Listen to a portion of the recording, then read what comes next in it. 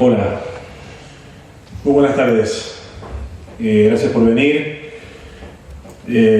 Agradecerles de parte de la novedosa y flamante plataforma aragonesa en apoyo a la SEACUA, la coordinadora estatal de apoyo a la querella argentina, que está presentando las demandas en la justicia argentina con respecto a los crímenes cometidos durante la dictadura franquista. Esta es una actividad, la primera actividad que hacemos como plataforma. Daremos seguimiento a través de reuniones, de información a través de redes sociales y en adelante, según las novedades que vayan surgiendo. Y para dar el puntapié inicial queríamos empezar trayendo la información, la palabra de primera mano de los responsables de estas demandas, de estas querellas, los representantes legales de parte de las víctimas en la Justicia Federal número 1 de Buenos Aires y bueno, quiero presentárselos, aparte de presentarles a un compañero de aquí, de Zaragoza. Vamos a empezar la conferencia de hoy con el compañero Alfredo Herranz de la Asociación Libre de Abogados de Zaragoza. Inmediatamente el compañero Carlos Slepoy comenzará la charla y luego Chato Galante, también en calidad de coordinador de SEACUA, tendrá la parte final de la ponencia. Luego habrá, por supuesto, tiempo para preguntar y participar, ¿vale? Hola, buenas tardes. No quiero robarles tiempo a los verdaderos artistas principales de esta función, que son los que vienen detrás de mí. Simplemente que cuando Leandro me comentó la posibilidad de que yo viniera a Zaragoza, de qué manera se podía organizar, etcétera, pues le pedí como favor personal y también como favor de la asociación que ha mencionado, que hemos constituido hace poquito un grupo de abogados, que es la Asociación Libre de Abogados de Zaragoza, precisamente porque entendemos que el papel de los abogados también tiene que estar más relacionado con lo que actualmente está ocurriendo en la sociedad, con los movimientos sociales. Tenemos que dar un paso al frente y pues coincidía también que de las cosas que habíamos estado trabajando pues se había producido la reforma en España que afectaba a la justicia universal y lo veíamos como muy relacionado con lo que luego posteriormente nos van a hablar, ¿no? Simplemente como carácter introductorio a lo que nos van a explicar, pues intentar enfocar de qué estamos hablando cuando hablamos de lo que es la justicia universal. En el mes de noviembre la Audiencia Nacional acordó la captura del expresidente chino Jiang Zemin, el ex primer ministro, de otros dirigentes del Partido Comunista Chino por el caso Tíbet. China es uno de los principales tenedores o poseedores de lo que es la deuda pública externa española. 4 meses después, a principios del mes de marzo, se aprobó la Ley Orgánica 1/2014 por procedimiento de urgencia que afecta a lo que estamos hablando, a la justicia universal. La justicia universal es muy importante en las sociedades democráticas y modernas y esta reforma tiene notables consecuencias para nuestra sociedad. La dinámica comisiva de los delitos perseguibles por la justicia universal, precisamente por ser transfronterizos o propios del derecho penal internacional, implica la necesidad de que tengan un cauce procesal alternativo que permita a las víctimas acceder a este tipo de jurisdicción cuando puede deducirse la incapacidad del Estado territorial para juzgar el delito o cuando, cada uno que evalúe lo que luego van a contarnos ellos, cuando el Estado, que debería tener la competencia en perseguirlos, no tiene realmente un interés real en esa persecución. En estos casos, la única vía para que las víctimas puedan acceder a la justicia es que un tercer Estado, aplicando este principio de jurisdicción internacional, realice esta investigación, este procedimiento, con el fin de que se pueda sancionar a los culpables de los crímenes que como tal se persigue. Este es el motivo fundamental que justifica el principio de jurisdicción universal, es decir, atender a la efectiva reparación de las víctimas cuando el Estado original no tiene ese interés o los medios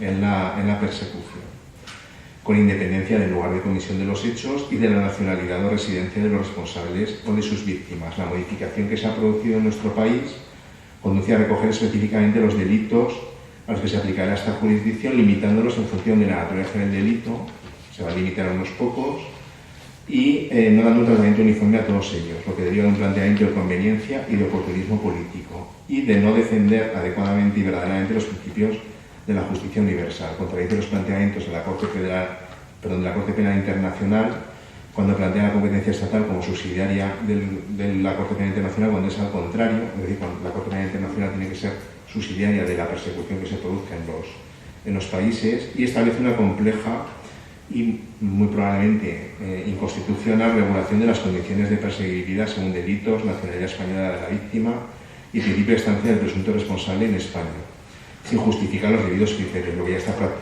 ya está planteando problemas en la práctica, y ya se están dando noticias por las cuales está excarcelando o hay determinadas personas a las cuales no se les va a poder perseguir. Si bien es cierto que hay jueces que parece que están intentando que no se afecte esta reforma a su función, sí que se ha dado un golpe muy importante a lo que es el principio de justicia universal, y es algo que desde la asociación que en este momento represento pues queríamos denunciar. Sobre la importancia de este principio de justicia universal radica la querella que van a comentar los compañeros, y como decía antes, no quiero robarles más tiempo y les cedo su papel.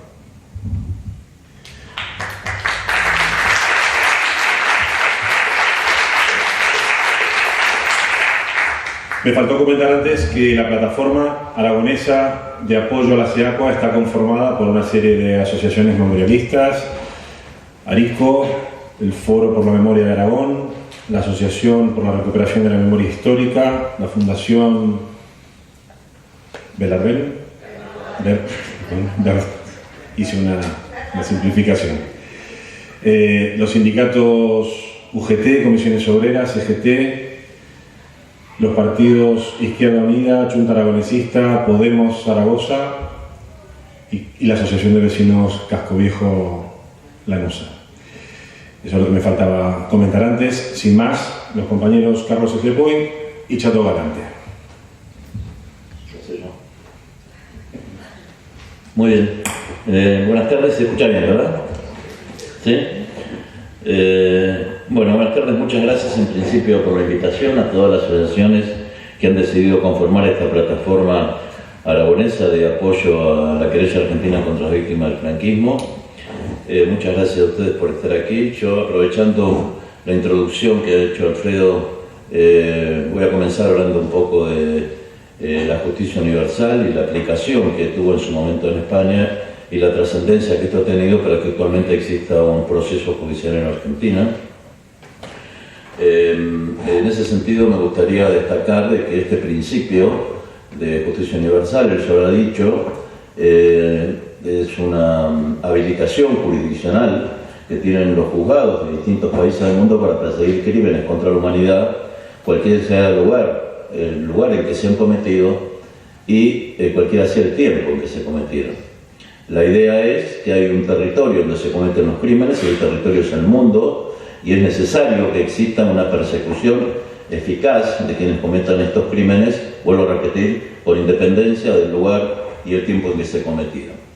Llamativamente, nosotros sabemos que si existe un proceso judicial en Argentina es porque hay una absoluta impunidad en España respecto de los crímenes del franquismo, pero llamativamente fue España pionera en la aplicación efectiva de este principio de justicia universal. Esto es lo paradójico de la situación. Todos sabemos, acá hay gente que es muy joven, pero hay gente que vivió intensamente, seguramente, lo que significó en su momento la detención de Pinochet, como consecuencia de una iniciativa de la Audiencia Nacional de España, o más allá, un poco menos conocido, pero también muy publicitado en su momento, el juicio que se hizo en España, en la Audiencia Nacional, y posteriormente en el Tribunal Supremo, Adolfo Silingo, un marino argentino que actualmente cumple pena en España, condenado por el Tribunal Supremo a 1084 años de prisión. Entonces nos encontramos con esta situación, decía, paradójica y sangrante, de que la justicia española, la Administración de Justicia Española, se arroga, felizmente, la facultad de perseguir crímenes contra la humanidad cometidos fuera de las fronteras españolas. Sin embargo, cuando ha tocado investigar crímenes cometidos en el propio país, y contra ciudadanos españoles, por parte de ciudadanos españoles, se ha declarado incompetente, ha planteado de que estos crímenes no eran crímenes contra la humanidad en el momento que se cometieron, de acuerdo con la ley que estaba entonces vigente, que están prescritos, que la ley de amnistía. Ustedes saben todas estas excusas y argumentos para no aplicar la ley internacional que corresponde. Esta situación es idéntica a la que existía en Chile, en Argentina y en otros países de América Latina con las leyes de amnistía, las leyes de punto final de evidencia de vida, indultos que se dictaron. Se decía que habían sido dictados por parlamentos democráticos, que habían sido promulgados por presidentes en ejercicio de sus facultades constitucionales y que por tanto eran inamovibles. Sin embargo, convergieron una serie de circunstancias para que esto que parecía que era irreversible finalmente se modificara. Es el propósito que nosotros tenemos con esto, que esta situación de impunidad de los crímenes del franquismo se revierta. Y aunque esto parezca relativamente lejano, está mucho más cercano de lo que estaba hace un tiempo, y creo que a medida que va avanzando este proceso judicial y otras iniciativas, como ustedes conocen, que se toman a través de organismos de Naciones Unidas y otro tipo de iniciativas, cada vez parece más posible que se empiece a quebrar esta impunidad. Este es el enorme mérito que tiene la aplicación del principio de justicia universal.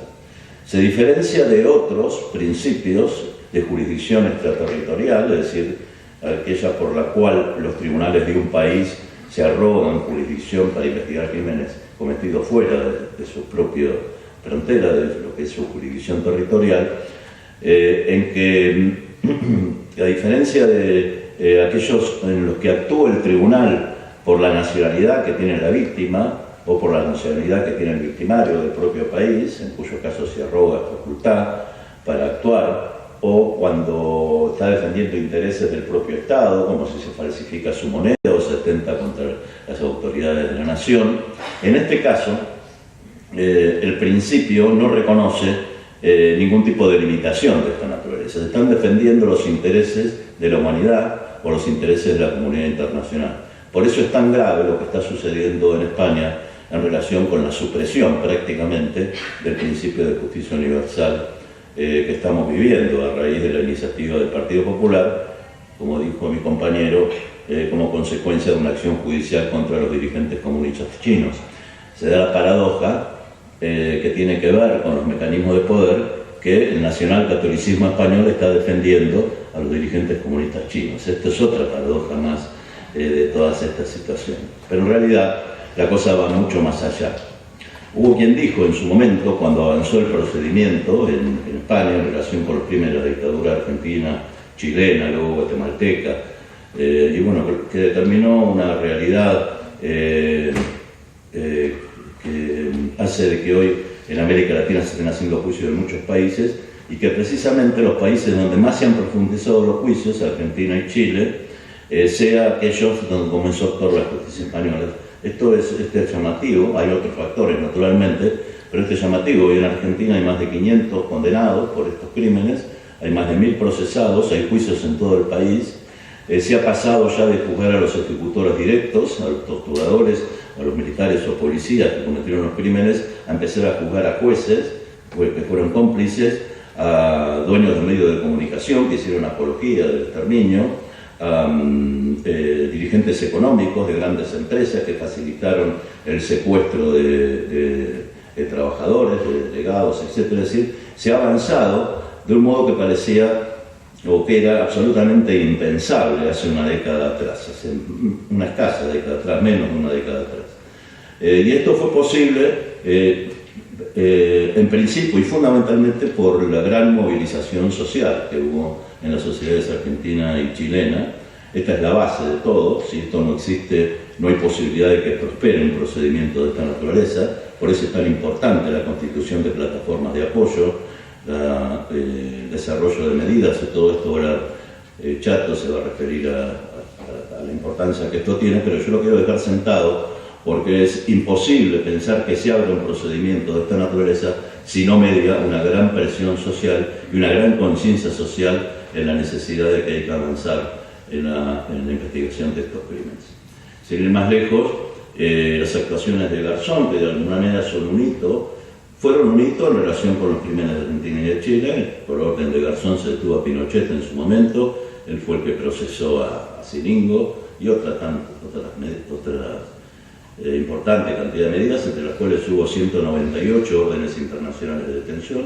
Es un tema poco conocido, al que me voy a referir luego por los pedidos de detención que ustedes saben que hay sobre los torturadores españoles y las imputaciones que van a venir previsiblemente en el futuro. Lo cierto es que si Garzón actuó, fue producto de que las víctimas argentinas y chilenas, al no encontrar justicia dentro de sus fronteras, empezaron a volcarse. Ellos lo hacían durante la dictadura, pero mucho más cuando se sancionó la impunidad, empezaron a buscar justicia fuera de las fronteras de nuestros países, ¿no? Yo, entre paréntesis, digo, yo soy argentino, como se habrán dado cuenta por mi acento, pero llevo mucho tiempo en España, llevo 37 años, y empecé a ejercer la profesión de abogado precisamente en Zaragoza, lo cual para mí es especialmente emocionante estar aquí. Durante 2 años trabajé en los años 80 y 81 como abogado laboralista, que a eso me dedico en Zaragoza. Quería decirlo al principio, pero en todo caso vale en este momento. Y tuve la suerte de ser abogado en la causa que precisamente llegó a Garzón. Para nosotros se nos abrió una puerta extraordinaria a los exiliados argentinos, a quienes hemos sido víctimas de la dictadura argentina, y lo mismo ocurrió con los de otros países de América, cuando un juez, en este caso fue Garzón, podía haber sido cualquier otro, empezó a escuchar a las víctimas que no tenían voz dentro de las estructuras judiciales de nuestros países, ¿no?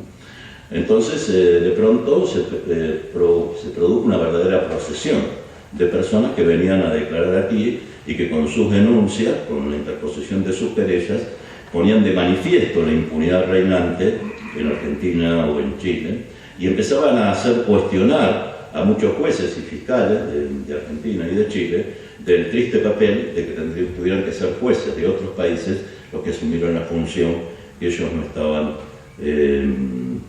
asumiendo. Y por tanto, nuevamente fueron las víctimas las que pusieron en marcha el procedimiento judicial.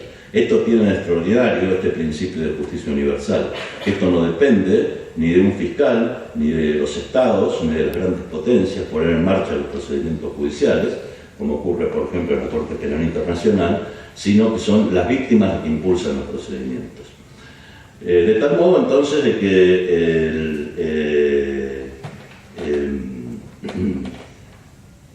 lo que ocurrió en ese momento en relación con Argentina y con Chile está ocurriendo en este momento en relación con las víctimas del franquismo. También de esto voy a hablar un poco más chato, pero los viajes que se han hecho por parte de las víctimas, las distintas iniciativas, los enormes apoyos institucionales que se han conseguido, a los que también se referirán, todo esto va creando todo un clima y una sensación de que es posible terminar con esto que parece imposible. 40 años de dictadura, 37 años ya casi de impunidad, parece irreversible. Y sin embargo, se han dado pasos muy importantes. Recientemente, como ustedes saben, compareció por primera vez ante el Tribunal de Justicia, comparecieron 2 responsables de crímenes contra la humanidad del franquismo. Habían estado en su momento procesados por lesiones, como les llamaba, por las torturas que implicaban, pero nunca fueron procesados por crímenes contra la humanidad, como en este caso. Como ustedes saben también, la audiencia denegó esta petición. Sin embargo, nosotros la valoración que hacemos es muy positiva. Espero tener tiempo de hacerlo. Leandro, me cortás si yo me excedo, ¿no? En todo caso, quería dejar un poco claro qué es esta querella en el modo más breve posible. Esto comenzó el 14 de abril del año 2010, un modo de homenaje a la República, combatiendo esta idea de que acá hubo una guerra civil en que se enfrentaron entre hermanos. Acá lo que hubo fue un levantamiento militar, un golpe fascista contra un gobierno legítimo, contra un gobierno democrático. Nosotros partimos de esta idea, que además no solamente provocó una guerra civil, sino que además todos los miembros de este ejército, de este sector de la sociedad española que acompañó a ese ejército, recibieron reconocimiento del Estado, recibieron indemnizaciones, recibieron homenajes, recibieron pensiones, etc. Y sin embargo, aquellos que fueron víctimas del levantamiento militar están en un escandaloso olvido y una absoluta impunidad de los crímenes contra esos cometidos. Partiendo de esta base, indudablemente identificado con las ideas de lo que fue la República en su momento, un grupo de personas en Buenos Aires, abogados y familiares de fusilados durante la Guerra Civil y la posguerra, decidieron interponer esta querella. Por tanto, nació, y también a la Asociación para la Recuperación de la Memoria Histórica, es decir, que nació con víctimas de lo que fue la Guerra Civil o el inmediato periodo posterior a la Guerra Civil, con los fusilamientos masivos que todos conocemos, desapariciones, etc. Pero a poco andar fue incorporando otros sectores y dando una idea de la dimensión enorme de lo que fue el crimen del franquismo, el crimen global del franquismo que nosotros denominamos genocidio. De pronto empezaron a aparecer estudios, investigaciones y personas que declaran respecto del trabajo esclavo. Es sabido que, o poco sabido, que inmensa cantidad de obras públicas y privadas se hicieron con trabajo de presos republicanos, trabajo forzado, líneas férreas, diques, pantanos, escuelas, todo tipo de cárceles, todo tipo de edificios se hicieron con muchas empresas, muchas de las cuales son herederas de empresas que actualmente cotizan en el IBEX, en España. Este es un hecho ocultado. Otro hecho terrible, ocultado, que han surgido precisamente de las investigaciones que se hicieron en la Audiencia Nacional a través de Garzón. Decía yo que no existiría Garzón sin las víctimas argentinas y chilenas, tampoco existiría Garzón en su iniciativa, que fue frustrada, sin el empuje de las víctimas del franquismo, ¿no? Es decir, existe un procedimiento judicial porque surgió un movimiento muy poderoso, como ustedes saben, a partir del año 2000, especialmente de nietos de las personas represaliadas durante el franquismo, que empezaron a buscar los restos de sus abuelos, y esto fue generando un movimiento cada vez mayor, de cada vez más sectores, luchando por la memoria, luchando por la justicia, por la verdad. Lo mismo ocurrió en el procedimiento argentino. Se inició con víctimas o personas familiares que habían sido víctimas de fusilamientos o desapariciones. Bien, se puede instalar. Y posteriormente se fue ampliando. Se fue ampliando desde sectores de trabajo esclavo a sectores de niños robados. Esta es una cosa tremenda que ocurre en España, que ocurre en España. Cuando en las abuelas de Plaza de Mayo, mundialmente conocidas, venían aquí a denunciar ante los juzgados españoles la desaparición, el secuestro y apropiación de 500 niños, a sus madres, que eran mantenidas escondidas hasta que los tenían y luego eran exterminadas durante la dictadura argentina, todo el mundo se escandalizaba de cómo podía ser que en un proceso político, aún de una guerra, como la llamaban, se pudieran secuestrar niños, ¿no?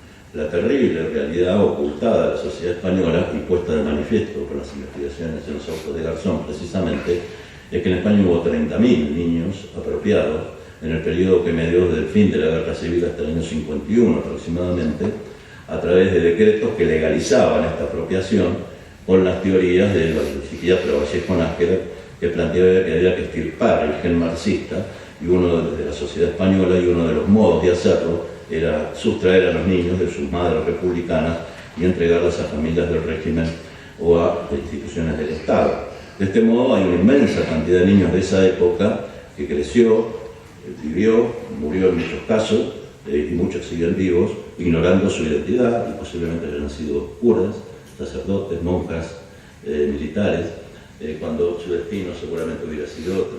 Lo más terrible todavía fue de que esto fue legalizado a través de 2 decretos, en donde se hablaba de que había que quitar los niños a las madres republicanas de las cárceles.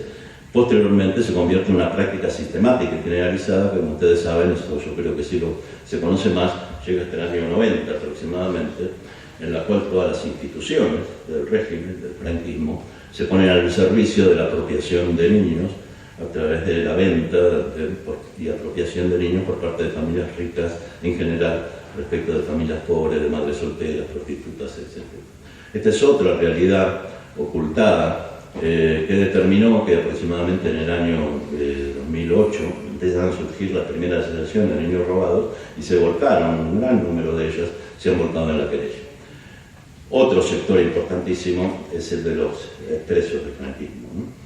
En general han sido ocultados también la lucha tan importante que hubo, porque se habla normalmente de que el dictador murió en la cama, de que no hubo resistencia, pero esto no es cierto. Ustedes saben perfectamente que hubo una gran resistencia contra la dictadura, hubo fusilamientos, hubo torturas sistemáticas y generalizadas. Bueno, Chato acá representa un poco este sector y por tanto también tiene acogido entre la querella. Quiero dar la idea de que todavía hay muchos más sectores, ¿no? Los homosexuales, la gente que estuvo en preventores, etcétera, que fueron víctimas de la represión y que se han incorporado a la querella. Seguramente en turno de preguntas, y si hay interés podemos decir de qué formas se produce la incorporación. Lo cierto es que en este momento hay un poderoso movimiento social, no solamente por la memoria y por la justicia, sino que esto se está reflejando en la querella argentina, que va avanzando a pasos cada vez más contundentes y acelerados. En este sentido, la jueza ha tomado muchas decisiones. Ustedes saben que se celebraron videoconferencias con víctimas hace poco del consulado argentino en Madrid. En su momento el gobierno español protestó formalmente por la celebración de estas videoconferencias. La idea es que no solamente no consiente que las víctimas declaren ante un juez español, sino que tampoco quiere que lo hagan ante un juez extranjero. Eso determinó de que en lugar de las videoconferencias viajara una gran delegación de personas argentinas y declararon muchas de ellas, lo que tuvo una gran publicidad y fue peor todavía desde este punto de vista para el gobierno español, lo cual determinó que se pudieran realizar las videoconferencias que en su momento habían sido suspendidas. La jueza ha dictado resoluciones planteándole al Ministerio de Relaciones Exteriores argentino que habilite los consulados argentinos en todo el mundo para recibir gratuitamente denuncias de víctimas del franquismo, lo que se está produciendo en este momento generalizadamente. Prevé realizar un viaje pronto en donde va a tomar declaraciones a personas que no pueden desplazarse de sus domicilios y a la vez visitar lugares donde puedan obtener pruebas, documentación, y lo va a hacer un poco a la brava porque ha pedido reiteradamente colaboración judicial a las autoridades españolas que le ha sido negada sistemáticamente. Aunque ha habido un cambio en los últimos tiempos, y con esto voy a ir cerrando porque si no voy a agotar demasiado tiempo, pero sí ha habido un cambio que es producto precisamente del avance de esta querella. El gobierno español, que contestó hasta despreciativamente pedidos de la jueza durante los 2 años primeros de la querella, sin embargo se ha visto obligado a tomar una serie de medidas que de no hacerlo lo hubieran sumido en un mayor descrédito y hubieran puesto más claro todavía que ampara a criminales. Junto con la querella, ustedes saben, la querella de alguna manera propició eso, pero a la vez es su potencia la querella. Cuando hablo de querella, en realidad estoy simplificando, me refiero a un proceso judicial en que hay múltiples querellas, ¿no? Pasa que se ha generalizado este nombre de la querella argentina, en realidad es el proceso judicial argentino contra los criminales argentinos. Decía que cuando la jueza solicita la detención de la extradición de estos 2 torturadores, de Muñecas y Pacheco, de Billy el Niño, para que sean llevados a Argentina, extraditados y juzgados eventualmente, o procesados, iba a haber naturalmente la medida que se adoptaba. Una posibilidad que tenía el gobierno español era de decir que no tramitaba eso, lo prevé el tratado de extradición entre ambos países y la propia ley de extradición pasiva, es decir, podía haber dicho de que por razones de interés público entendía de que esto no se podía investigar en España de ninguna manera, porque el Tribunal Supremo ya lo había dicho, por la ley de amnistía. Sin embargo, no lo hizo, dio traslado a la justicia, porque no quiso asumir el coste que tendría para ser tan claramente identificado con los criminales. Le dejó esa tarea para la justicia. En otro sentido también, tras un periodo muy grande de rechazos, la jueza muy recientemente ha pedido a un juez de Guadalajara que exhumara 15 cuerpos para tratar de identificar a los de una denunciante, que fue argentina, una señora muy grande, de 88 años. Entonces le pidió la exhumación de los cuerpos para tratar de ver quiénes eran, pero específicamente para tratar de encontrar el cuerpo del padre de esta señora. Y a la vez le pedí a la Audiencia Nacional que traiga muestras de ADN de ella y de otros familiares para el caso de que en algún momento fuera encontrado el cuerpo.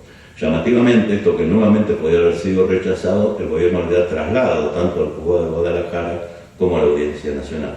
Con lo cual está dejando las cosas en manos de la justicia, evidentemente con la especulación de que sea la justicia la que se moje y que diga que no a todo, y que sean las estructuras judiciales del país y no las políticas las que consoliden esta idea de la impunidad. Sin embargo, también en este sentido ha habido avances importantes. Ha habido fiscales y jueces, asociaciones que se han manifestado a favor de la querella argentina.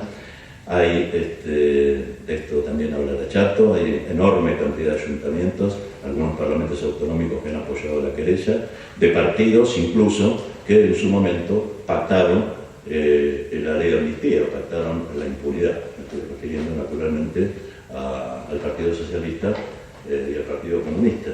Hay razones históricas, yo creo que no es el ámbito para discutir esta historia.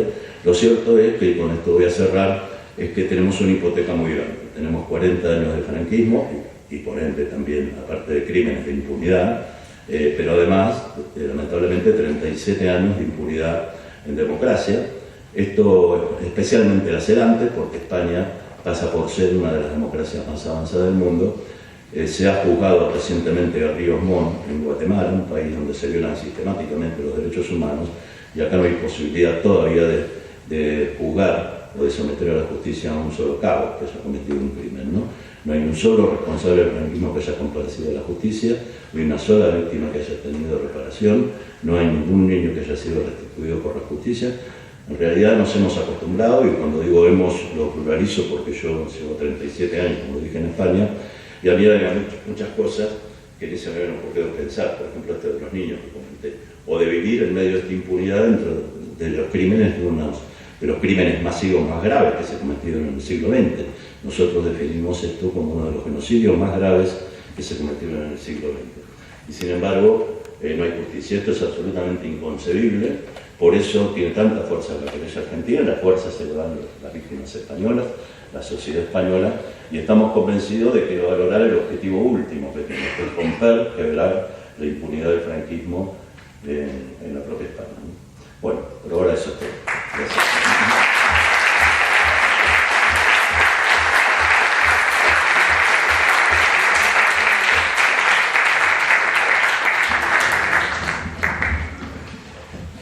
Que hay muy buenas tardes. También yo querría agradecerles su presencia en esta puesta de largo de la plataforma aragonesa de apoyo a la querella argentina.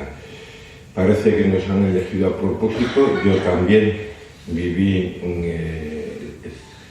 bueno, reconocerlo, involuntariamente en Zaragoza, con más precisión en la cárcel de Torrero durante 6 meses, y terminé siendo trasladado en una época que los más mayores recordaréis, las huelgas de hambre y el motín en 1974, que terminó con el traslado a la cárcel de Segovia de algunos de los presos que estamos en la cárcel de Torrero. En lo que queríamos hablar sobre la querella. Probablemente de los múltiples delitos y perrerías que hoy día se mantienen, de las que se han ido haciendo a lo largo de todos estos años a las víctimas y a los resistentes del franquismo, el más ignominioso, el más impresentable es precisamente habernos negado el derecho a la justicia. El derecho a la justicia, que es un derecho humano básico, primigenio, reconocido en todas las declaraciones, en multitud de tratados, muchos de ellos firmados por distintos gobiernos de este país, pero que en virtud de distintas argucias judiciales de las cuales ha hablado Carlos, pero que básicamente su paradigma es la resolución de 2012 del Tribunal Supremo, en la que se considera que esos delitos están prescritos o están amnistiados, cuando la gente del Tribunal Supremo sabe con toda claridad que los delitos de lesa humanidad no pueden ni prescribir ni ser amnistiados de ninguna de las maneras. No es que hayan tenido un pequeño lapsus, porque ese mismo órgano, el Tribunal Supremo, relacionado con la con la dictadura argentina, emitió una sentencia que es exactamente contradictoria. Consideró que los crímenes de la dictadura argentina no podían prescribir porque eran delitos de lesa humanidad y las leyes de obediencia debida o de punto final no amnistiaban esos delitos. En función de ello, llevó adelante ese proceso que terminaría rompiendo con la impunidad de la dictadura argentina. Esto es curioso, ya se ha referido Carlos a ello. Resulta que nuestro país ha jugado un papel muy importante en todos estos procesos de justicia internacional, siempre que se ha tratado de juzgar crímenes cometidos fuera. Cuando se ha tratado de mirar para adentro a los crímenes cometidos durante más de 40 años por una de las dictaduras más feroces que padeció Europa, se ha limitado a barrer debajo de la alfombra cientos de miles de víctimas, de gente enterrada en fosas, de gente que padeció persecución, torturas, etcétera, etcétera, ¿no? Esa situación ha llegado a ser tan escandalosa que en 3 oportunidades distintos organismos de Naciones Unidas han condenado al gobierno español por negar ese derecho a la justicia y le han pedido la supresión o la derogación o la modificación de la ley de amnistía de forma y manera que pudieran ser juzgados esos delitos. En la última visita de un organismo de Naciones Unidas, es la del relator de la Comisión por la Verdad, la Justicia, la Reparación y la Garantía de No Repetición, Pablo Grave, con el que nos entrevistamos Carlos, yo y algún otro componente de la plataforma. Este hombre, además en su informe preliminar, además de pedir de nuevo que se abriera un proceso de justicia sobre los crímenes de la dictadura franquista, planteó que, dado que el gobierno español no llevaba adelante esos procesos, que lo que debería de hacer es colaborar con el proceso abierto en Argentina y por tanto le pedía explícitamente que fueran extraditados los 2 torturadores que ya entonces estaban directamente imputados. Como habéis visto, pues resulta que tampoco a esto le ha hecho caso el gobierno español. Para hacer frente a estas situaciones, cuando hay gobiernos que se niegan a juzgar delitos que repugnan al conjunto de la humanidad, para eso se puso en marcha la justicia universal a la que se han referido los 2 compañeros que me han precedido en la toma de la palabra, ¿no? Ese es el aspecto fundamental. Nosotros tuvimos que salir de este país, nos tuvimos que, digamos, arrimar a ese principio de justicia universal, porque teníamos que pedir fuera de nuestro país la justicia que en nuestro propio país se nos niega. Eso, que es algo incomprensible cuando se trata de delitos de esa naturaleza, ha llegado a pervertirse tanto el sentido de la judicatura de este país, que es tomado como algo normal, lo que produce el escándalo en cualquier tipo de organismo internacional. En nuestro país es considerado algo normal cuando se refiere a lo sucedido aquí, pero somos capaces de imputar a toda la dirección de un país como China por las buenas que hace hasta hace no tanto. Es entonces en ese marco en el que se escribe la querella argentina. Se ha referido a ello Carlos. El 14 de abril del 2010 se abre esa querella.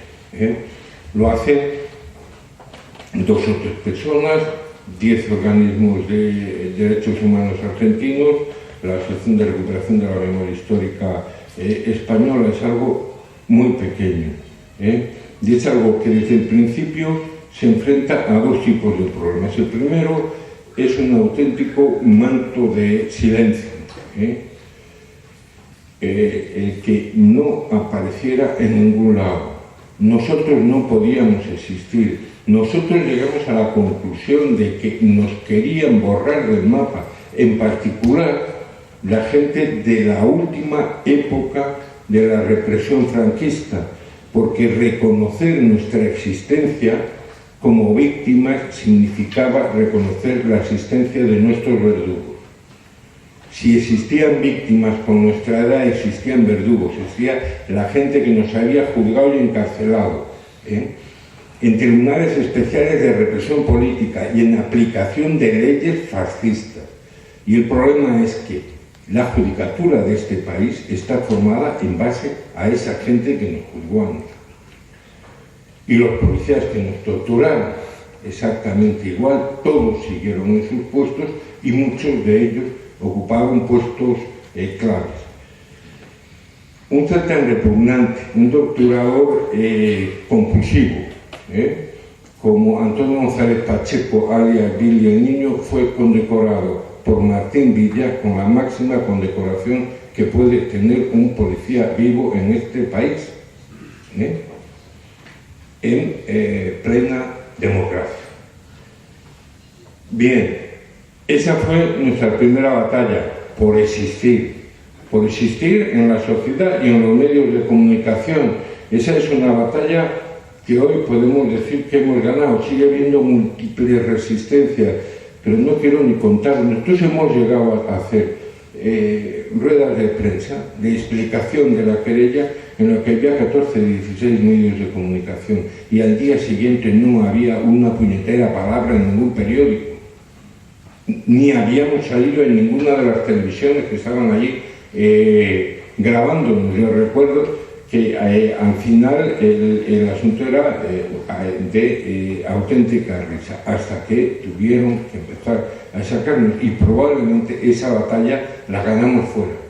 La ganamos cuando decidimos irnos a Argentina, y en Argentina encontramos muchísimas cosas, además de una solidaridad espléndida. Encontramos que podíamos romper el cerco a lo que se nos quería someter en nuestro país, y empezamos a existir para los medios de comunicación internacionales, y entonces no hubo manera de ocultarnos aquí.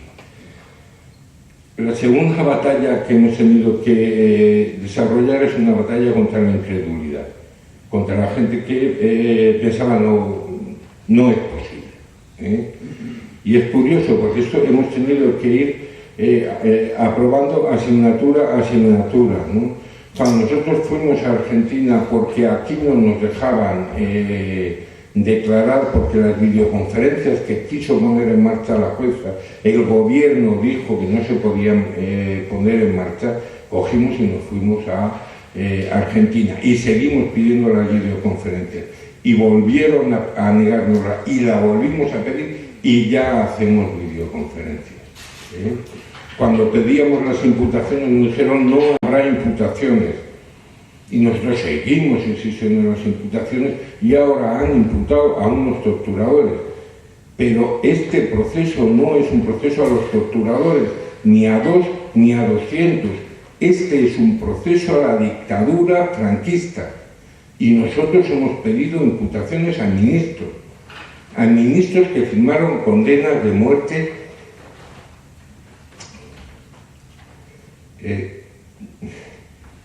perdonar, pero me viene siempre a la memoria Salvador Kuchantich,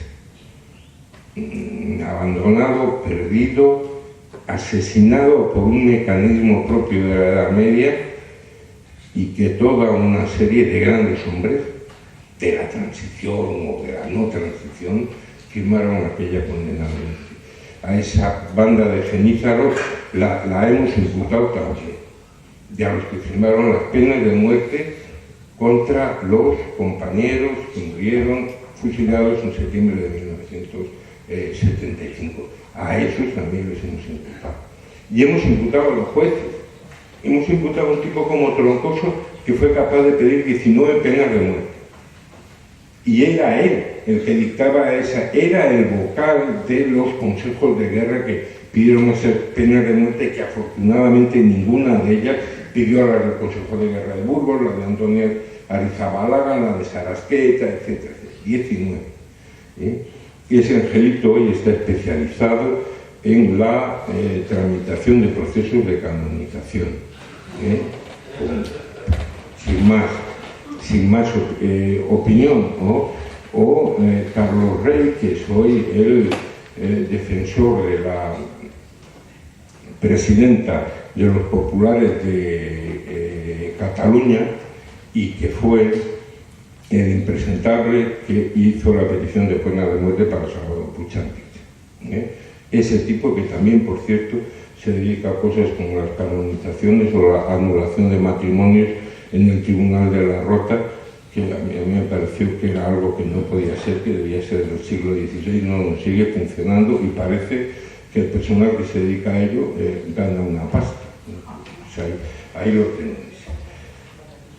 A ese tipo de gente, a carceleros, a gente que robó niños, a empresas que se han beneficiado del trabajo esclavo, a familias que se han beneficiado del trabajo esclavo, en algunos casos simplemente a gente que robó, a gente que expolió bienes materiales o intelectuales de otra gente. Pues a todos esos los hemos querido imputar porque queremos dar una visión del alcance de aquella ignominia, de lo que fue aquella dictadura. Eso es la segunda de nuestras peleas. Luchar contra esa dictadura y convencer a la gente que es posible meter en la cárcel a esa gente que no tienen defensa posible, que hoy ni la Judicatura Española ni en ningún lado del mundo, cuando se emitan órdenes de detención internacional como las que hay, el señor Martín Villa no podrá salir de este país, porque solo en este país se podrá mantener impune un criminal como él. Ese será la siguiente de nuestras victorias, poquito a poco, asignatura a asignatura, partido a partido, como dice el otro, pero vamos a ver. Quería hablar un poco del recorrido de la querella, aunque me ha hecho la mitad del trabajo, por lo menos, cara. ¿Qué cosas hemos estado haciendo en el impulso de la querella? En principio, necesitábamos una extensión a otro tipo de organizaciones sociales, no solo organizaciones memorialistas. Lo primero fue extender la gente a la que hacíamos llegar el problema de la querella. Hoy, en la plataforma de apoyo a la querella argentina, hay organizaciones sindicales, hay organizaciones feministas, hay organizaciones ecologistas, hay asociaciones de vecinos, hay mareas ciudadanas, hay asambleas del 15M, ese tipo de trabajo, extender el apoyo social a la querella y hacerlo también en un terreno político. Hemos llevado adelante una campaña por la cual hay algo más de 100 ayuntamientos en el Estado español que han votado en sus reuniones el apoyo a la querella argentina. El apoyo a la querella argentina ha sido también apoyado por el Parlamento vasco y por el Parlamento catalán, por el Parlamento andaluz y por el Parlamento asturiano. Y en algunos de esos pueblos o parlamentos donde no se ha apoyado, ha estado muy bien y ha sido la gente la que ha decidido llevarla, porque ha retratado a quienes siguen hoy apoyando los crímenes de la dictadura franquista. Porque en pueblos donde se hicieron auténticas masacres, la gente que ha votado y ha en contra de la querella argentina, ha quedado claro para un sector amplio de la población que sigue estando en guerra civil, y ese es un paso para nosotros importante. Hemos hablado de las imputaciones, hemos conseguido algo que hasta ahora no se había conseguido nunca, que es poner a unos torturadores de la dictadura delante de una juez. Eso, a pesar de que la resolución de la judicatura haya sido negar esa extradición, ese mismo proceso ha supuesto un paso adelante importantísimo, y no hemos acabado ahí. Seguirán nuevas imputaciones, le hemos dicho, vendrá la jueza a llevar adelante aquí nuevas iniciativas. Seguiremos llevando adelante ese proceso, no solamente ya en Argentina, sino en otros juzgados. Abriremos procesos en el Estado español y iremos al Tribunal de Derechos Humanos de Estrasburgo. Vamos a seguir avanzando en todos esos terrenos. Si ellos pensaban que se había acabado el problema con la negativa a la extradición, no saben con quiénes están jugando. Y lo primero que hemos visto es que el fiscal que ha tenido que pedir la denegación de esa extradición ya no se refiere, ya no argumenta a partir de la resolución del Tribunal Supremo, ya no hay referencias, ninguna referencia se hizo a la ley de amnistía, ninguna referencia a que eran delitos, que habían prescrito esos delitos. Se planteó, son delitos comunes. En el proceso en el que estuvimos, Carlos y yo, que jugaban a González Pacheco, el fiscal dijo que eran, que este hombre podía haber cometido delitos, pero que no eran delitos comunes, que eran un delito por lesiones. Literalmente como si aquello hubiera sido un partido de fútbol.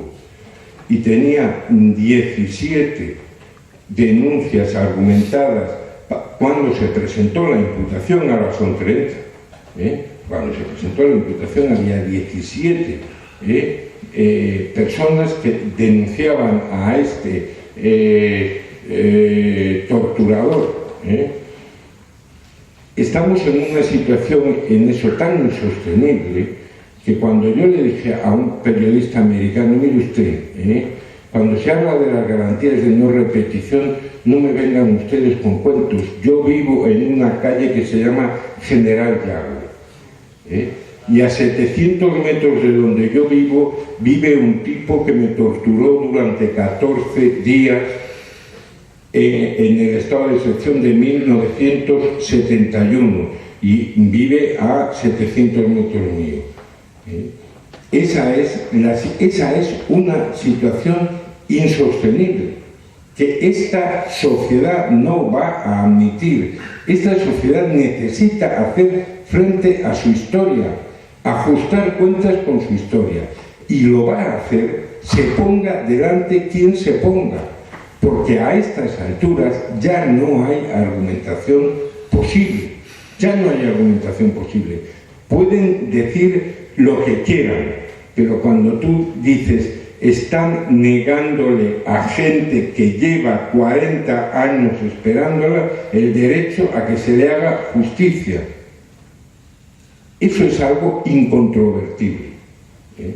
Hoy no saben qué hacer con ese problema. Están en una situación cada vez más frágil desde nuestro punto de vista.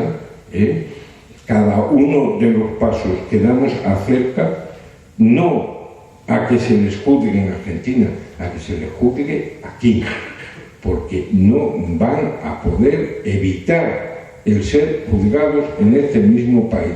Carlos se ha referido antes a lo que se parece este proceso al de Argentina. También la iniciativa española sirvió en Argentina no para que lo juzgáramos aquí, salvo ese chilingo, que es un caso particular, sirvió para que se hicieran los juicios en Argentina.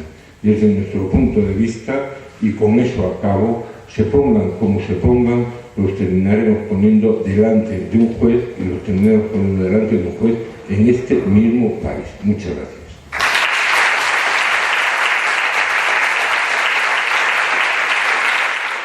He aprendido un montón y aparte creo que cualquiera que nos dé la razón es porque tiene interés que les beneficia, vamos, no daros la razón en algún sentido. También quería decir que me sorprende la poca cantidad de vocablos malsonantes que utilizáis, es decir, ninguno, ¿vale? Yo no sé si me podría aguantar en la misma circunstancia de hablar con tanta propiedad y sin exabruptos. Y por último, ya entrando en la pregunta, yo creo que ahora las cosas, la presión de los de arriba sobre los de abajo se hace, por lo menos en Europa y en el oeste de Europa, digamos, y en esto que llamamos un mundo desarrollado, no se hace tanto por la fuerza, aunque todavía queda algo de eso, sino que se hace mediante el dinero, ¿verdad? Y creo que ahí también es donde a ellos, en estos momentos, se les puede causar, por decirlo brevemente, un daño, digamos. Sin duda les hará mucho daño que se encarcele y se juzgue a gente que ha cometido delitos de sangre y de violencia física, asesinatos, secuestros, etc. Pero pregunto, ¿se incluye en esta querella la petición de indemnizaciones que pudieran, en fin, a la vista de la magnitud del problema, serían indemnizaciones con muchos ceros, ¿verdad? Y que si las tuvieran que pagar los herederos, las empresas del IBEX que comentábamos antes, por ejemplo, por poner un ejemplo, que utilizaron mano de obra esclava de presos republicanos, se les haría pagar de una manera que yo creo que les dolería especialmente, porque ahora muchas cosas se hacen en nombre de dinero. Entonces, mi pregunta es, ¿se les puede pedir indemnizaciones astronómicas a los herederos, aparte de los crímenes de sangre, a los herederos de la gente que ha hecho esto? La verdad que es súper interesante la pregunta, porque yo estuve recientemente en Argentina y estuvimos hablando con los abogados de este tema y con la jueza. Evidentemente que toda responsabilidad penal, en la medida que existe un daño, acarrea también una responsabilidad civil. Y el mismo juzgado penal, que puede tomar medidas punitivas respecto de una persona, de un grupo de personas, puede eventualmente establecer indemnizaciones, embargos preventivos, etc. Esto es una medida que es complicada de tomar fuera del territorio donde el crimen se ha cometido, es a través del principio de justicia universal, porque lo que persigue este principio es el sometimiento a juicio de las personas en principio. Lo que ocurre es que es un principio que si bien en su formulación es muy antiguo, lleva más de 3 siglos formulado como idea, y ha sido incorporada en las legislaciones de muchos países del siglo XIX, su aplicación práctica es muy nueva. De hecho, yo diría que realmente se pone en práctica a través de la justicia española, increíblemente, pero es así. Con el tema Pinochet, con el tema Silingo, bueno, con todas las expresiones y con las expresiones que hay actualmente, ¿no? Por tanto, hay territorios que están muy poco explorados actualmente, sin perjuicio de lo cual, si avanzo, en su momento, respecto de uno de los principales responsables de la dictadura argentina, el almirante Macera, que fue el segundo de Videla, digamos, se fijó desde España una indemnización millonaria para él, que determinó que posteriormente esa misma indemnización fuera fijada por los tribunales argentinos. Pero era en relación con un crimen concreto, no era la responsabilidad civil de una empresa, por ejemplo, a la que te referías, y que es tan importante. Yo creo de que en un momento, lo hemos planteado, vuelvo a repetir, será muy importante que la jueza establezca responsabilidades civiles. Para eso estamos procurando que víctimas de los trabajos forzados sean parte en el procedimiento. Hasta ahora hemos conseguido el de una persona. Estamos en campaña para que haya más personas que hagan denuncias de esta naturaleza, a efecto que se les pueda fijar una indemnización. E independientemente de que esa indemnización vaya a prosperar o se vaya a ser efectiva, va a crear un precedente muy importante que va seguramente a plantear nuevamente a muchos jueces y fiscales españoles en su momento tomar medidas parecidas. Eso es lo que te puedo decir respecto. Me parece fundamental que efectivamente que así sea, porque está el tema de las empresas, pero está el tema de los expolios también, de tantas familias, de tantos bienes, muebles, inmuebles, que fueron robadas, ¿no? Que fueron apropiadas. Yo quería comentarte una cosa. Uno de los objetivos que hay es la reparación. Uno de los objetivos, ¿verdad? Justicia, reparación. Hace referencia a lo que tú dices.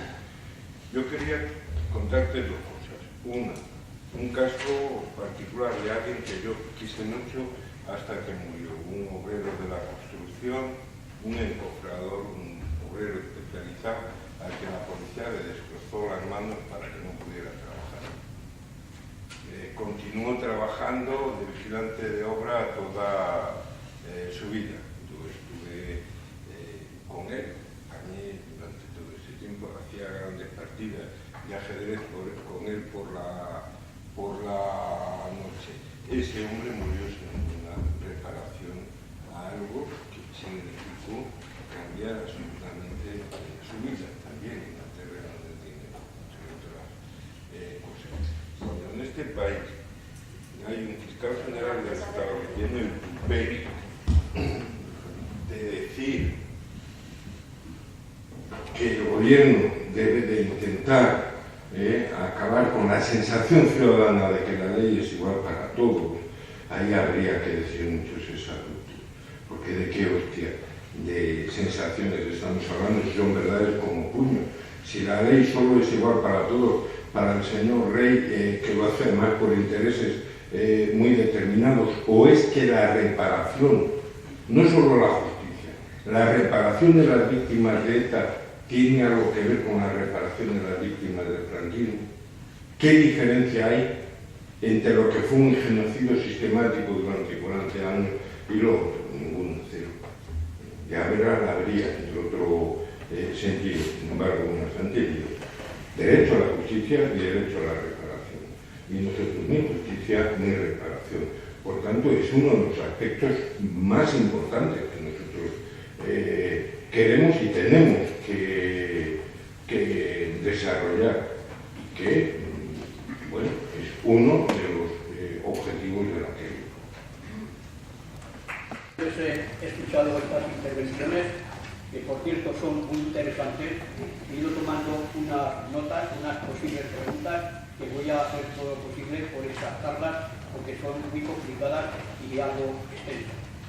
En primer lugar, me refiero a la amnistía de 1977, cosa de que esta amnistía no debía de haber existido, porque es retrógrada, es de punto final, es lo que se puede decir con letras claras y más altas, ya no puedo decirlo, criminal. ¿Por qué? Léanla, el que no la haya leído, la ley de la amnistía de 1977 española, dice en su artículo primero que se perdona todos los delitos, todas las acciones políticas que hayan sido referidas antes de 1976. ¿Qué quiere decir esto? Que todos los asesinos, todos los criminales, durante los 3 años de guerra y durante los 37 de dictadura, están perdonados. Pero hay una cosa muy curiosa, claro, esto es muy largo, como saben ustedes, de explicar. Hay una cosa muy curiosa porque todos los medios de comunicación, incluso en muchas conferencias que yo he asistido, casi siempre se refiere a los víctimas, a los torturados de 1976 para adelante, desde el día que murió, o el año que murió, el 75, el dictador. Pero no se acuerdan, se olvidan del mayor genocidio que ha habido en España, que fue desde el día que empezó la sublevación, a continuación, en los 3 meses de otoño, siendo el más negro el mes de septiembre.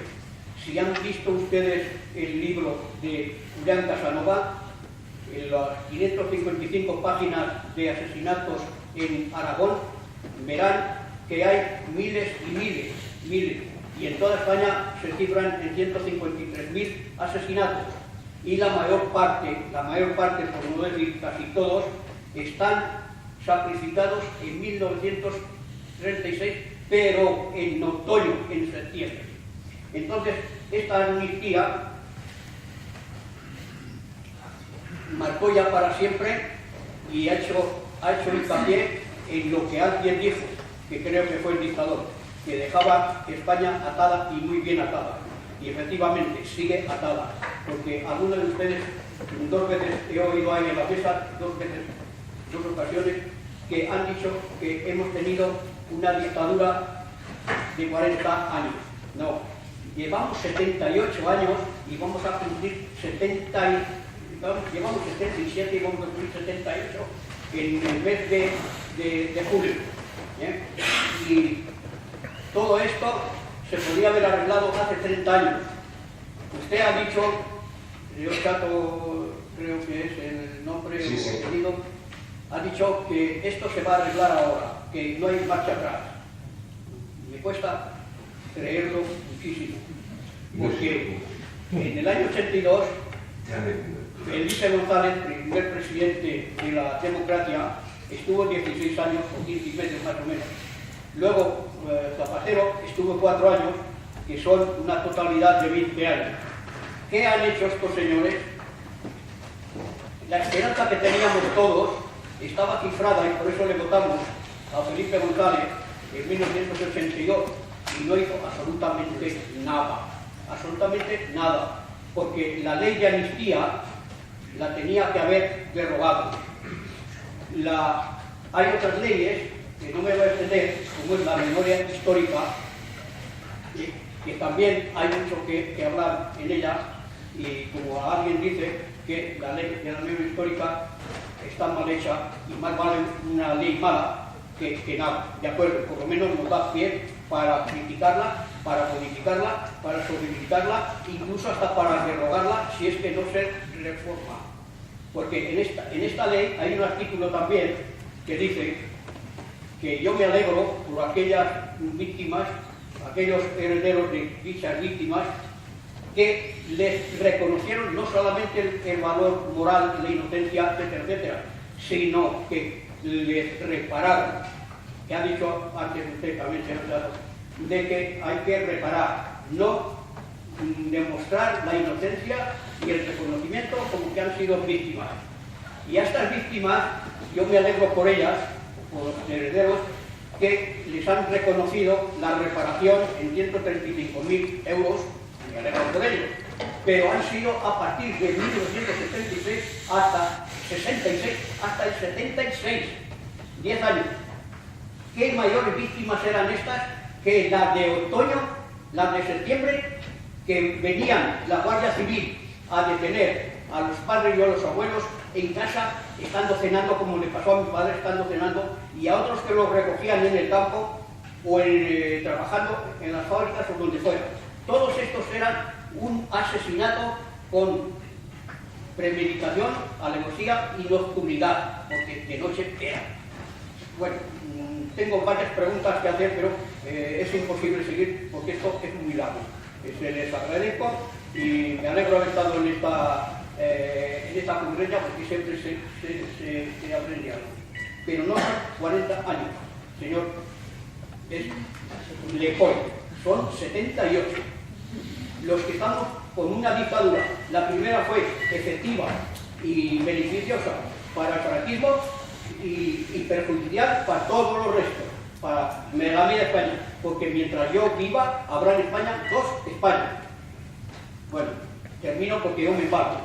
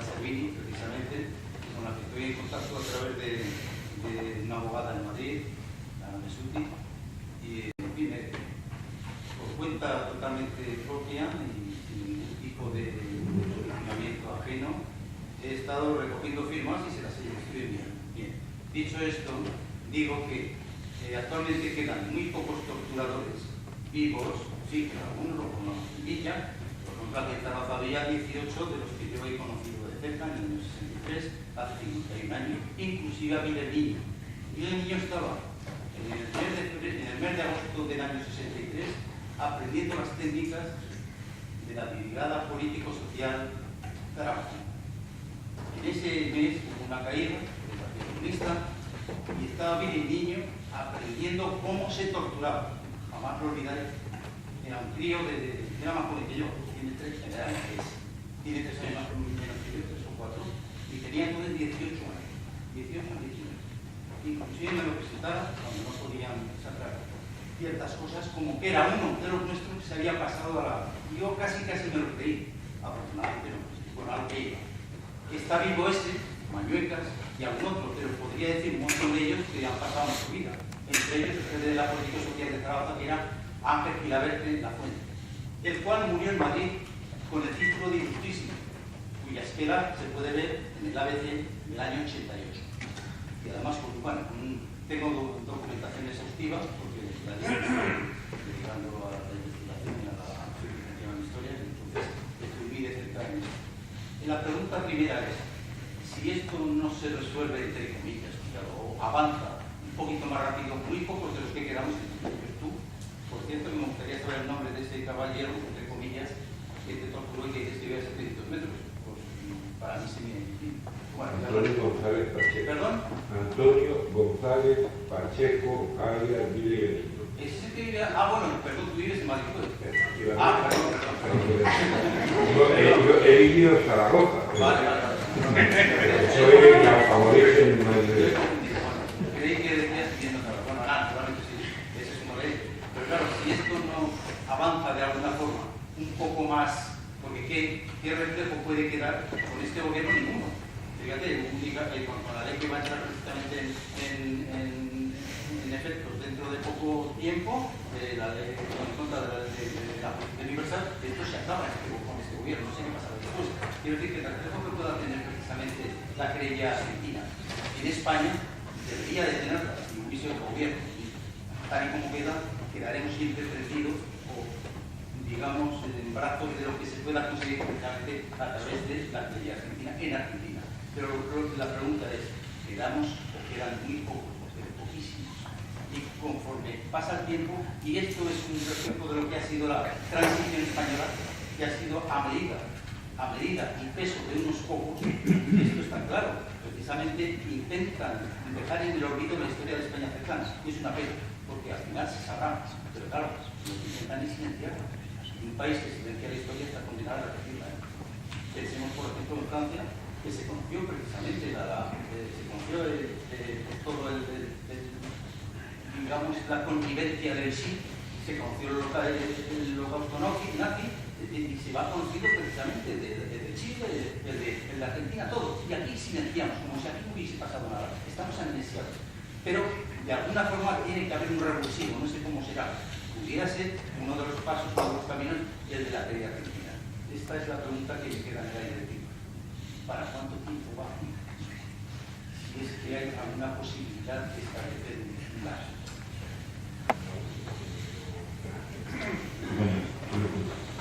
Buenas tardes.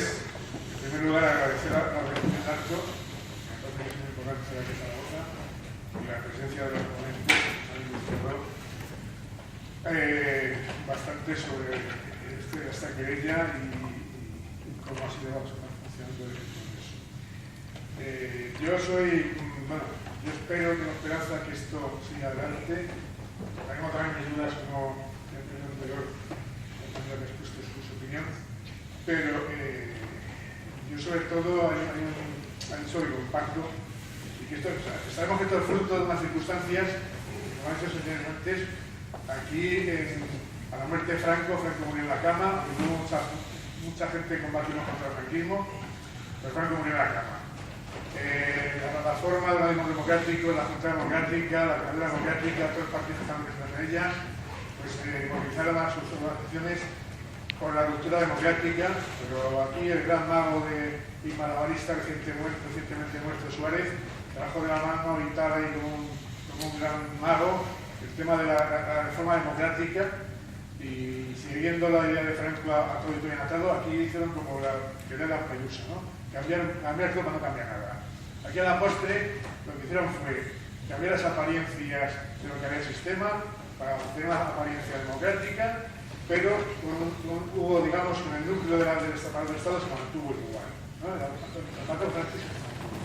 El heredero de Franco fue el actual jefe del gobierno, fue el que Franco quien lo puso, y la ley de la reforma democrática votada en diciembre del 76, pues lo mantuvo y la Constitución lo confirmó. Y la figura del que era el príncipe de España, heredero Franco desde el año 68, y a continuación de su muerte, príncipe de España. O sea, que estamos viendo una democracia, es un sistema, una monarquía parlamentaria. O sea, eso es una monarquía parlamentaria. Porque el jefe de Estado no lo elegimos, está impuesto por Franco. En segundo lugar, el Estado no se transformó, o sea, por la apariencia, sí hay elecciones, hay un sistema de partidos políticos y que algunos fueron congruentes con esta reforma, de tal manera que en el aparato del Estado quedó triunfado, como se ha dicho, triunfado en la policía franquista, triunfado en la policía, el ejército, la justicia, y se mantuvieron los mismos que estaban ahí, de policía, jueces y militares franquistas. Cambiaron, bueno, y la iglesia la ha mantenido. Se ve hubo un obispo que era Tarantón, que me encantaba, pero eso es otro tema, no quiero tocarlo. Pero el asunto es que eso se mantuvo, cambiaron los uniformes, nos dice que nos persiguen como si fueran por Madrid de carros grises, cambiaron el color, el Tribunal del Público ahora se llama Audiencia Nacional, pero mantuvieron ahí muchos de esos jueces. Entonces, el aparato de Estado ha pasado a triunfar, ya mantiene el sistema. ¿Por qué Felipe González hizo las cosas que hizo? Felipe González que iba con la chaqueta pana y hay muchas cosas. Antes de otra entrada no, pues otra salida tampoco. Apoyo a los saharauis y luego apoyo a Marruecos. O sea, cambió, se vendió a los americanos de la universidad.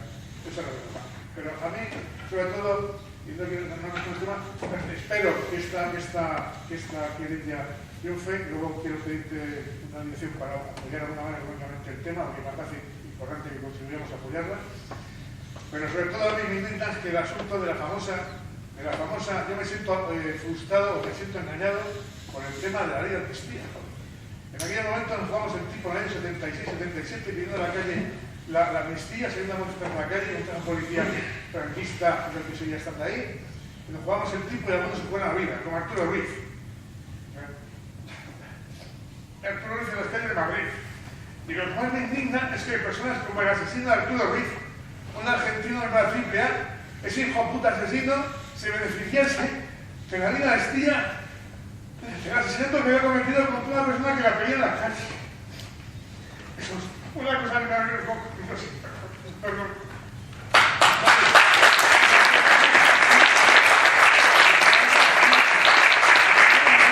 Para llegar a los presos políticos que ha metido el franquismo.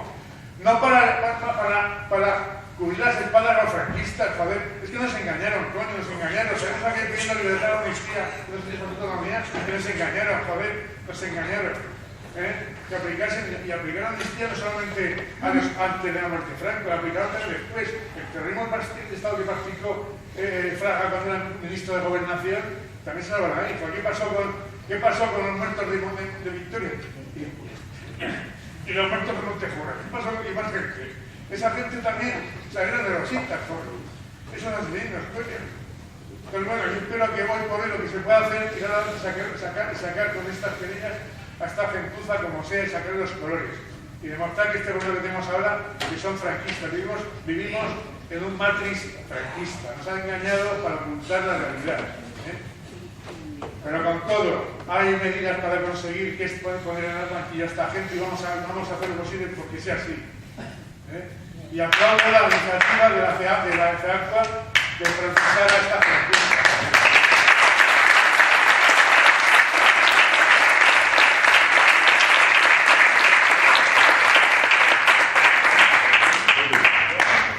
Mucha emoción, ¿no? Se complica. Bueno, no sé, como algunas de las cuestiones que traen.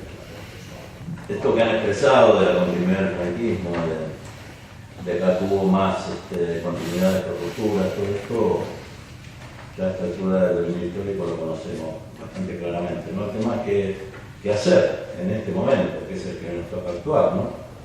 Y en este sentido me parece que hay que valorar el hecho de que ellos no hayan logrado el propósito de memoria y de olvido que perseguían, ¿no? Me parece que es importante valorar las cosas, los éxitos que uno tiene en este camino, a pesar de las derrotas que va sufriendo, ¿no? Lamentablemente el tema de la ley de amnistía y todo lo que implicó toda la transición española no solamente implicó impunidad, sino que implicó que los funcionarios del franquismo se instalaran cómodamente en las instituciones de la democracia, implicó una política deliberada de memoria y de olvido, e implicó una visión del pasado con la cual construyeron el presente que tenemos, ¿no? Se dice de que quien controla el pasado controla el futuro, ¿no? Entonces, nuestra lucha me parece que es por modificar esta situación de un pasado en que aparentemente acá se enfrentaron dos Españas, ambas igualmente cometieron crímenes, lo mejor es olvidarlo, todo lo demás. Me parece que toda medida que se haga para recuperar lo que significó la España republicana y para recordar lo que fue el genocidio franquismo franquista es muy bueno para la sociedad, es una medida sanitaria para la sociedad y sirve para construir un futuro distinto. En ese sentido, y en relación con la pregunta que hacía el compañero acerca de los tiempos y de los pocos genocidas que quedan vivos, esto es una cosa que es un dato de la realidad. Yo diría que quedan muchos más vivos de los que se pueda suponer, ¿no?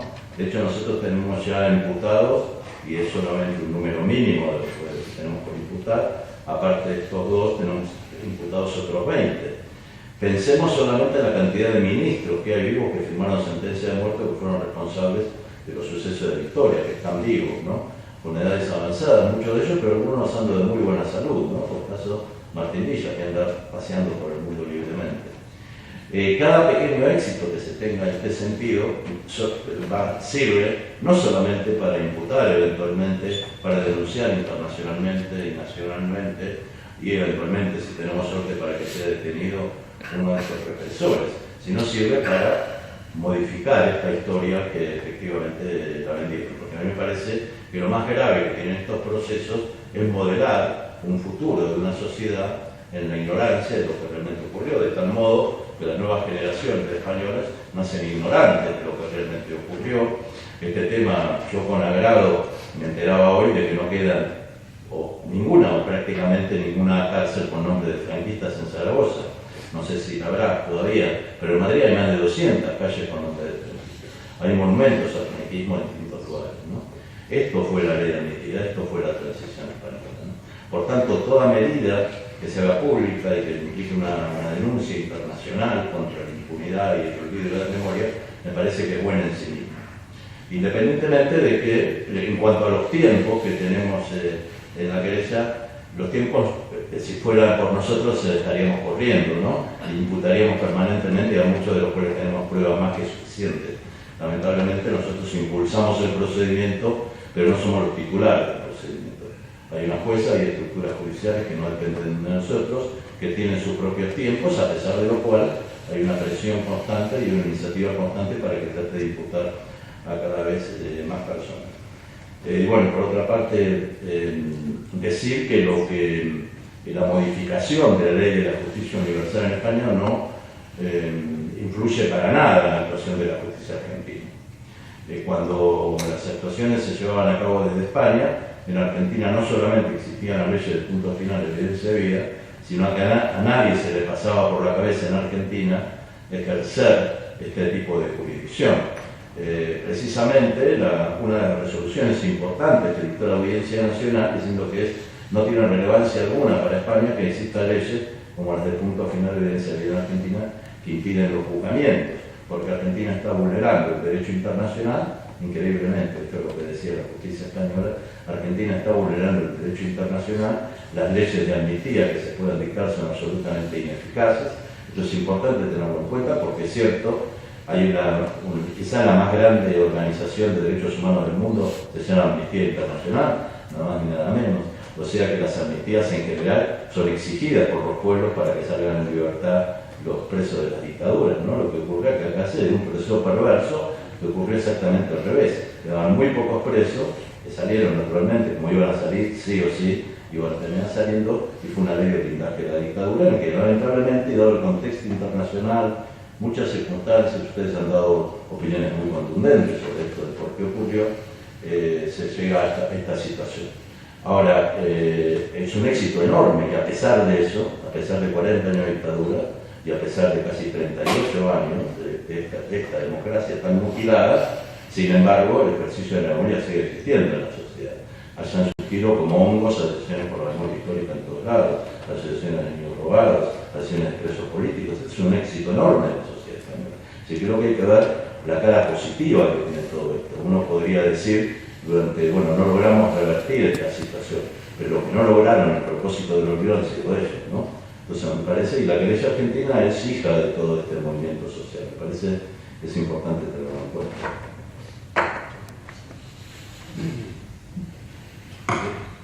Sí, en primer lugar sobre las dudas. Pues yo conozco que ahora mismo hay muchas dudas. Había muchísimas más que el 14 de abril del 2010. muchísimas más. No podéis imaginaros la cara con la que nos miraba la gente, incluida la gente de organizaciones sociales de partidos políticos de izquierda, cuando les planteábamos a aquellas alturas el asunto de la querella argentina. Se miraban con una cara pensando, este es un friki, le deben de haber dado tal palizón en la que así le han dejado la cabeza. Yo veía a la gente, me entraban ganas de reírme, decíamos a Manolo Blanco Chivite, a uno de los que decían conmigo, pues estos deben de pensar que están viendo al fantasma de su abuelo o algo así, es una cosa de este tipo. Bueno, pues entre entonces y ahora hemos recorrido un largo trecho para aumentar esa confianza y disminuir las dudas.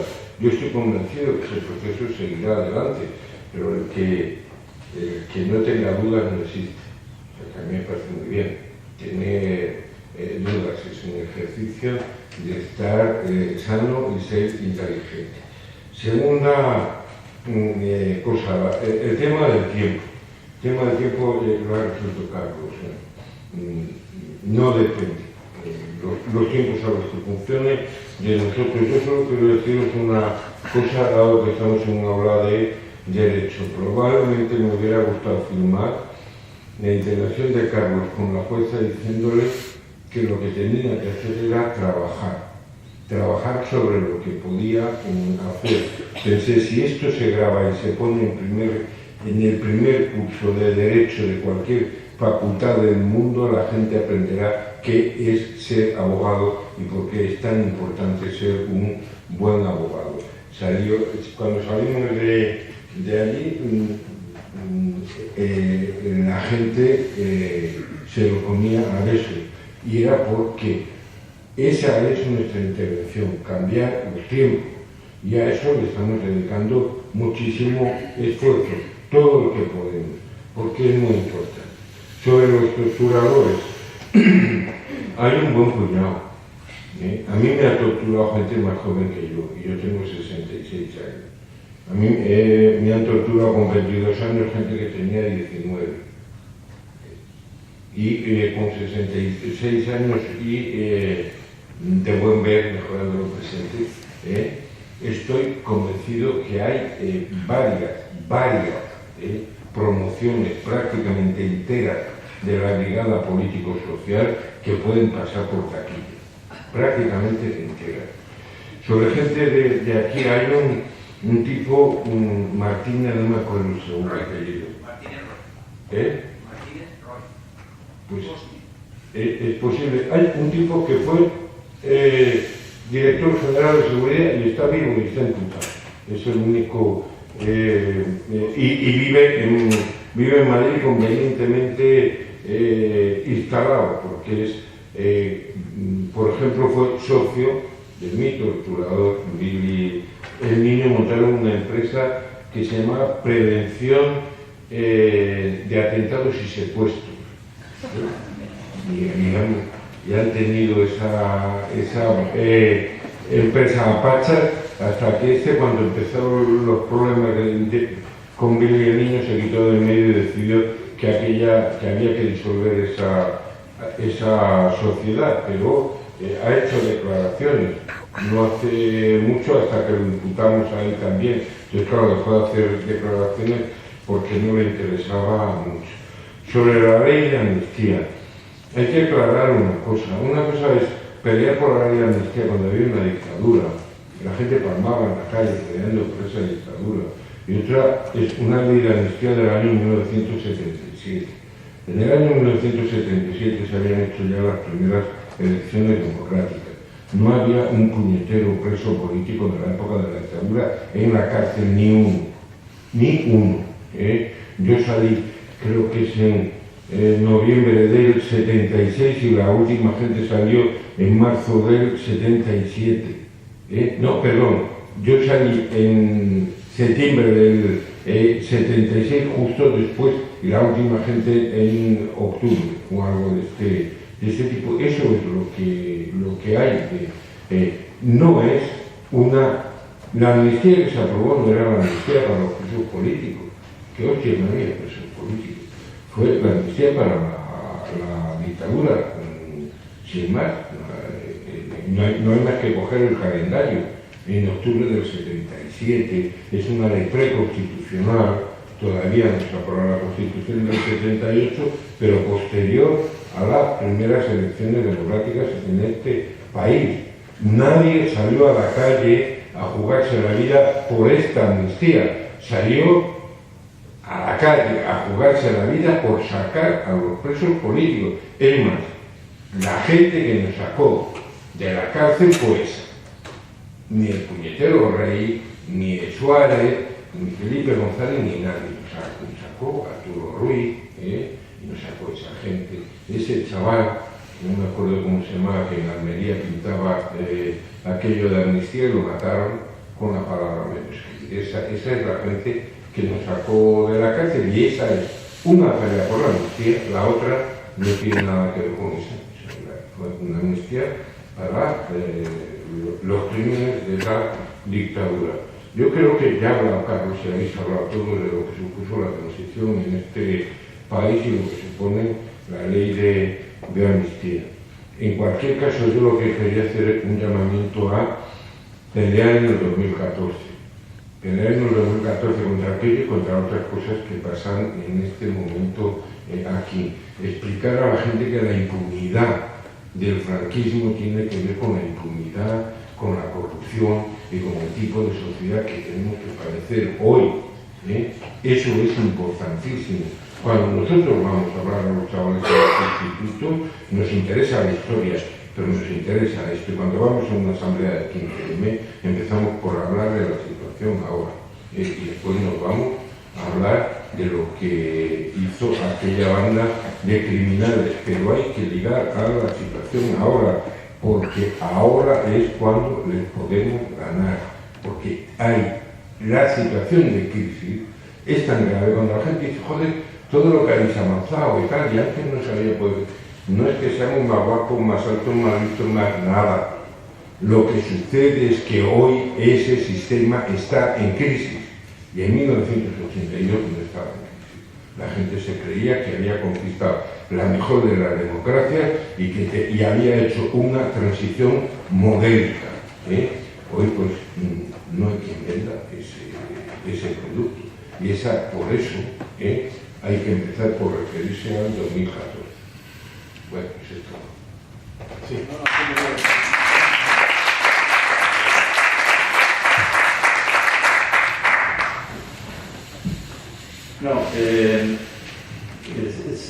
Este tema, como comprenderán, en cada charla que hay se plantea, ¿no? Hay una rabia muy manifiesta en relación con la ley de amnistía. Y como sabemos, hay quienes desde los partidos de izquierda que han suscrito, no solamente que han suscrito la ley de amnistía, sino que han promovido la ley de amnistía. Se habla de las circunstancias históricas que la hacían inevitable, porque si no hubiera habido un retorno a la dictadura, etc. ¿no? Como sabemos, esos son los términos en que se plantea la cuestión. Más o menos está claro lo que en general lo que hemos intervenido opinamos sobre lo que son este tipo de amnistías. Pero independientemente de eso, a mí me parece muy importante tener en cuenta de que una cosa fue la impunidad en el año 1977 y otra cosa es la impunidad en el año 2014. Es decir, que hoy las circunstancias son mucho más propicias de lo que fueron durante mucho tiempo para poder llevar adelante acciones legales contra el franquismo. Y en este sentido me parece importante tener en cuenta de que están participando muy activamente en la querella de distintas iniciativas gente del Partido Comunista, del Partido Socialista, de Izquierda Unida, de partidos que en su momento propiciaron la ley de amnistía. Temas como nosotros conjugamos esta cuestión, porque lo importante es tener en cuenta, tratar de sumar la mayor cantidad de fuerzas posibles para poder avanzar en este sentido. Una de las propuestas que nosotros tenemos, y que es una propuesta quizás de las más importantes, porque no venimos simplemente aquí a divulgar o a informar, sino que de alguna manera, si se quiere, venimos a tratar de comprometer en el trabajo a la gente que está identificada con esto, es una acción que se ha desarrollado mucho en ayuntamientos, en parlamentos autonómicos, para que se pronuncien a favor de la querella. Y en esos pronunciamientos hay mucha gente del Partido Socialista y mucha gente del Partido Comunista que está promoviendo el apoyo a la querella argentina y que indudablemente están en disonancia con sus direcciones en muchos casos, ¿no? A mí me parece muy importante tener esto en cuenta y tratar de que en general nuestra acción tienda a unir todo lo que es posible unir para terminar con la impunidad del franquismo, ¿no? Quería declarar. Antes de dar paso a la última intervención o pregunta, quería recordarles a todos que hoy es el punto de partida en este acto de la plataforma aragonesa de apoyo a la coordinadora estatal que está llevando a cabo estas denuncias en Argentina, lo que significa que hasta ahora hemos compartido este inicio una serie de entidades, de asociaciones, de partidos, lo cual no quita que a partir de ahora se sigan sumando otros nuevos grupos, otros nuevos sindicatos, otras nuevas entidades que así lo deseen, porque es una plataforma abierta. Lo que comentaba Carlos con respecto a la amplitud, que no solamente tiene que ver con lo que nosotros ahora en Aragón estamos conformando, que somos entidades sociales, sino que también se involucren poderes políticos en el apoyo institucional a la querella presentada. Esto es un camino que empieza hoy, formalmente hoy. Entonces, a partir de hoy, quien sepa, quien lo desee, quien se brinde a colaborar con todos nosotros para hacer más grande la plataforma y para llevar adelante el camino que estamos empezando, estamos a disposición de abrir la puerta, por supuesto, para integrarnos, para contenernos y para caminar juntos este camino. Las reuniones las hacemos de manera bastante irregular en la Asociación de Vecinos Lanusa Casco Viejo. De todas maneras, igual vamos a tener una serie de mecanismos de información, por lo cual es poder ir comunicando las distintas veces que nos vamos reuniendo para seguir fortaleciendo la plataforma. Y nada, simplemente darle paso a Emilio que dé la última intervención. Yo quería dar brevemente dos opiniones sobre los últimos aspectos de la discusión, que son en cierta medida unas comunicaciones. Pero yo creo que lo habéis dicho. Una sobre la cuestión de los tiempos. Yo creo que lo has dicho tú, en el sentido de que aquí no pretendemos ir contra el torturador de esta persona o la otra, sino que vamos contra el franquismo. Entonces, para ir contra el franquismo, ¿qué sería nosotros mismos que nos incorporamos a la querella y que nos incorporamos a la querella por el asesinato de una serie de personas en el año 36, que sus asesinos desde luego están desaparecidos? Es decir, si pensáramos con el tiempo de la desaparición de los verdugos, pues efectivamente nosotros no tendríamos nada que hacer. Sí lo tenemos porque vamos contra el franquismo. Y otra cosa, lo de la ley de amnistía. No perdamos de vista lo que decimos nosotros, y algunos juristas lo dicen, que nosotros decimos que los crímenes del franquismo fueron crímenes de lesa humanidad, y eso no prescribe. Entonces no hay amnistía que valga. Para nosotros esa amnistía no cubre esos delitos, por lo tanto, coloquemos la amnistía donde debe estar, pero vayamos a calificar esos crímenes de lesa humanidad, con lo cual ya pueden sacar todas las amnistías que quieran de este tipo. Yo lo he leído en algún jurista. No, bueno, sí, sobre este tema, no solamente que los crímenes son imprescriptibles, bueno, vergonzosamente lo que ha dicho la audiencia en la denegación de la tradición de muñecas, y que va a repetir seguramente ahora cuando el Día del Niño, que va a surgir de un día para otro, fue que los delitos eran delitos aislados, ¿no? Es decir, lo que vieron a decir es que el franquismo cometió delitos aislados, no fue un plan de exterminio como realmente conocemos que fue. De hecho, por tanto, la única posibilidad que tienen ya de tratar de defender esto es plantear de que no hubo crímenes contra la humanidad. Pero esto es insostenible, absolutamente insostenible. Y los crímenes contra la humanidad no solamente determinan que no puedan prescribir, porque hay ya unas normas como que se llaman de derecho imperativo internacional que determinan que no prescriben, sino aparte que ninguna ley puede ampararnos. Es decir, que la ley de amnistía es irrelevante desde el punto de vista del derecho internacional. Y lo más llamativo de todo es que la propia justicia española fue la que lo dijo en relación, en algún momento lo comenté, en relación con la ley de amnistía chilena o la ley de punto final de la Argentina, ¿no? O sea que sí, el tema de la amnistía es importante porque se han escudado, se escuda, el Tribunal Supremo se ha escudado en la ley de amnistía diciendo que lo votó un parlamento ampliamente democrático y por tanto reflejaba la voluntad mayoritaria del pueblo español. Es decir, es un tema más ideológico que jurídico que se está planteando. Bueno, pequeño porque ya estamos teniendo que entregar la sala, ¿vale? Una cosa, la izquierda, lo que le pasa a la izquierda es que somos muchos y más unidos. No hay más que mirar esto. En un lado está el PP, lo que sea, el PP. En el otro lado estamos aquí como 14. Pues no, plural. Bueno, muchísimas gracias a todos por la asistencia a este acto. Lo dicho, es un punto de partida y a partir de aquí, como dijo el Chato, no nos para nadie.